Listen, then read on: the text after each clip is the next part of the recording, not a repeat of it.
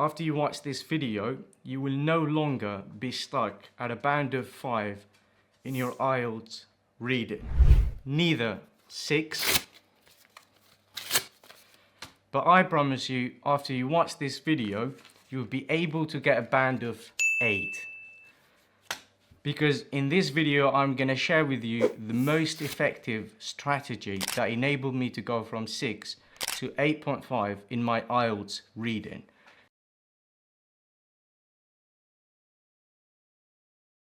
Perfect.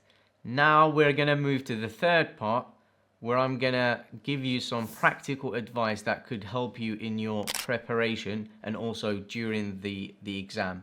And this is some of the most efficient, effective, proven techniques that brought results to the people and also helped me get the band that I desired.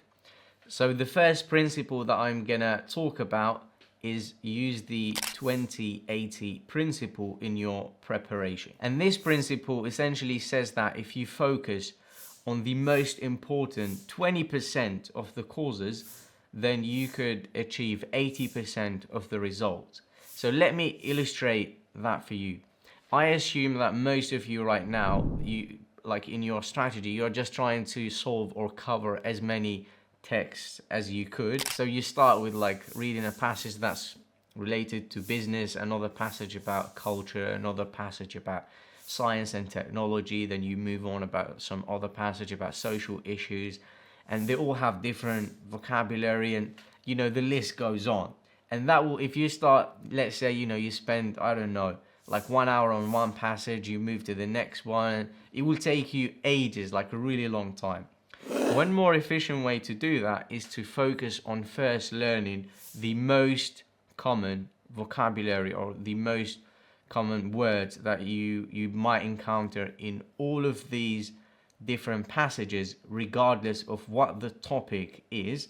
Because once you understand those words, or once you enrich your vocabulary, understand the rest of the words. So if I was to illustrate it, you could see all these separate circles. They're all at different locations. That's what you were trying to do at first. But if you focus on the most common, let's say 20% of the most common language, it will automatically cover the most of these topics by default. And then if you want to improve in a specific topic, then you could do that. But obviously that's going to take you longer time to do. And then there is less probability that that particular subject might come in the exam, or it might come, but you are taking risk if you only focus on a certain topic. One tool that's available to you is ChatGPT, artificial intelligence. Just go to ChatGPT. You're gonna have a list of the most common topics of IELTS reading, and simply ask ChatGPT, like, give me a list of the most common synonyms, because most of the time they paraphrase the question and what is mentioned in the text. So ask ChatGPT to give you a list of the most common synonyms, opposites. Ask to give you a list of the most common expressions, vocabulary that could come up. And then if you want to take it another step further, ask it to give you the most common vocabulary related to each topic. So you could go and ask it about the most common vocabulary related to technology or any other topic that you want. I actually shared another video where I expanded on this method in my IELTS listening video. If you haven't seen it, go and check it out. I provide examples there. I also show you practical example of how you use ChatGPT with the correct and relevant prompts that could help you. And by the way, I compiled all these tips and tricks that I'm covering in this video in one single PDF document that is available for you to download for free. You could also keep it with you when preparing as a checklist that will remind you of all these tips that I covered here today. So please go ahead and download it. Okay, now the next advice, which most people ignore, and they don't do that before the test, and then they start wondering why they couldn't score a good band in reading. Most people, when they are preparing, you know, they do it slowly. They take maybe 2 hours to like answer literally only one passage, and then they're like, okay, I'm doing well. But the key here is try to prepare before your exam under the same time pressure, under the same limit. So you have only 1 hour to answer the 3 of them. So try practicing under 1 hour. So do that like even when you're preparing at home, because that ability to cope under pressure and maintain your cool is a key skill that you need later in the exam. And if you just like randomly solving passages now, you take 2-3 hours just to solve one and you feel like you're learning and it's good, when you get to the exam conditions, it's going to be a completely different story, because if you have not yet prepared under that same time pressure, then you will not be as effective. And I learned that the hard way. I messed up as well, but when I started preparing in this way, I managed to achieve a band of 8.5. So talking about the time limit, that brings us to the next tip, which is redistribute your time for each passage more efficiently. You're gonna have 1 hour to answer 3 passages, 40 different questions. And as I mentioned, the first one is relatively easy, the second one is moderate, and then the last one is supposedly the most difficult one. So I advise you to redistribute your time more efficiently, meaning allocate 15 minutes to the first one, 20 minutes to the second passage, and 25 minutes to the third passage. All right, the next tip is, as you start answering those questions, you will probably come across a difficult question that you cannot find the answer to.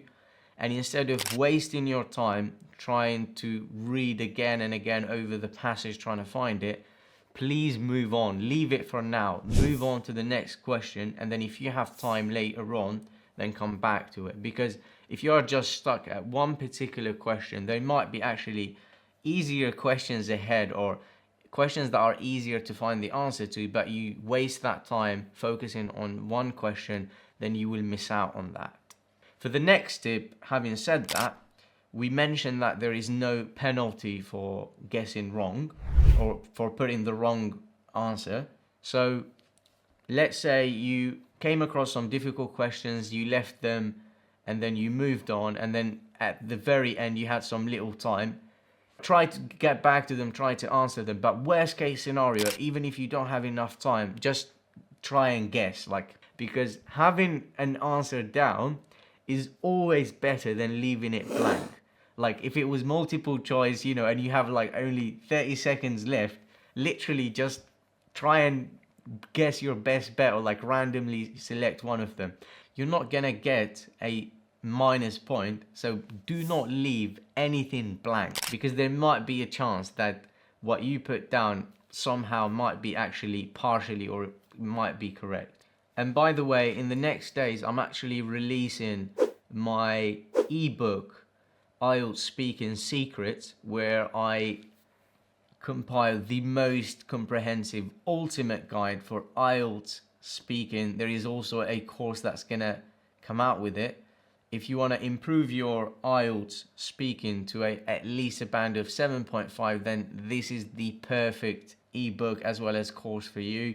And I incorporated some of the psychological secrets as well as some of the secrets that I had never shared before, and those have helped me so far in my career, in my daily life, to improve my speaking in general. There are details down below, go and check them out if you are interested. And the last tip that I have for you, and this is for the paper-based reading IELTS test, is write everything in capital. There is no penalty if you write the whole word in capital letters. It's actually easier for the examiner to understand your handwriting, so it leaves no room for guessing or ambiguity. So write everything in capital. This tip actually works for the listening as well as the reading if you take the paper based. Now this brings me to the end of the video, and I tried to cover all the tips and tricks that could be helpful for you. If you found that useful, I also made another video that's related to IELTS listening. There are several videos for IELTS speaking also. Go and check them out. And best of luck with your IELTS test.